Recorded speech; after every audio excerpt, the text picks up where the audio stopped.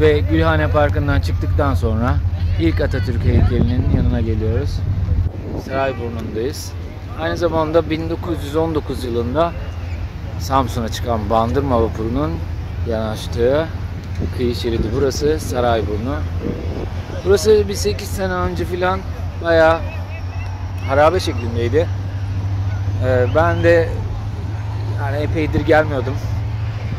Gerçekten bayağı güzel olmuş. Tabii bayram dolayısıyla burada bayağı bir kalabalık var. Karşıdan Boğaz Köprüsü'nü, 15 Temmuz Şehitler Köprüsü'nü, Kadıköy'ü, Üsküdar'ı, Beşiktaş'ı, Beyoğlu'nu, Karaköy'ü hepsini bir arada görmek mümkün. Hatta Kız Kulesi de buradan görünüyor. Evet. Bayram gezimiz burada bitti arkadaşlar. Bir sonraki videoda görüşmek üzere. Kendinize iyi bakın. Hoşça kalın.